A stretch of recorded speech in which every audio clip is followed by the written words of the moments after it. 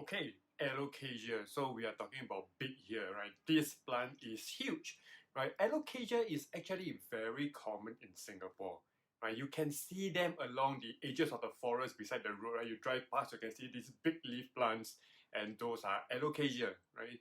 And you can see them in the nature parks as well.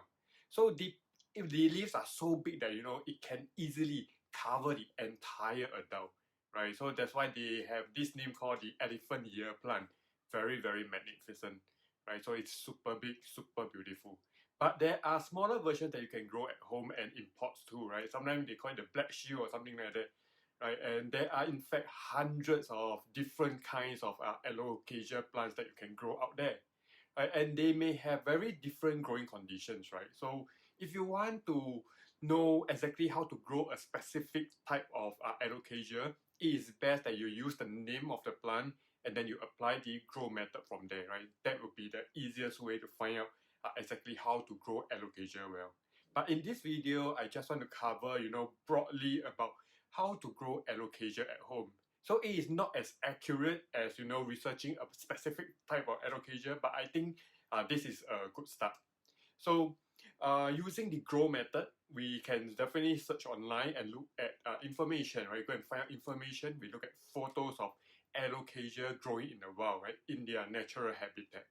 Right? And most alocasia can be found in tropical rainforest, right? You do a quick Google, you'll be able to see that they are found in rainforest. And that already tells us a lot about their growing conditions. So the first growing condition that we looked at is light. So look at the photos, right? Can you see how much light they receive? Right, they are found in the undergrowth, hence they don't always have direct sunlight. So ideally, when we grow alocasia, we want to grow them in bright light condition, not super sunny, but just bright light. Probably, 6 to 8 hours of bright light will do. So here's something extra for you, right? So besides knowing about natural habitats, we can sometimes observe the plants, right? And plants with big, very big, enormous leaves, they are usually shade-loving plants. And at the same time, they need high humidity. And we'll go into that later on. So next, we look at the condition. We need to look at the next condition, and that is water. So tropical rainforest, very straightforward. They need to be kept moist at all times. So water, where you water when the topsoil feels dry. So if you touch the soil on top, right, it's dry. The moisture level in the soil actually is decreasing very rapidly. So when the topsoil is dry, immediately water. And the third growing condition we looked at is humidity. So you look at where they are grown, right? And you look at how they are growing in the undergrowth. There's lots of other plants. So there's low rate of evaporation, there's a strong transpiration, almost no strong winds, hence humidity level is definitely high. And also, big leaf don't do well in low humidity or windy condition, right? Because of two reasons. First, they lose water very fast, and without sufficient water, the leaves will actually droop. Right? And second reason is because of strong winds will actually tear or lacerate the leaves. So big leaves always means that high humidity is needed. So the next growing condition that we looked at is potting media. So rainforest floor is always full of dried leaves, dried twigs, and other kinds of organic matter. So I would use probably good garden soil that also somehow retains a bit of moisture well.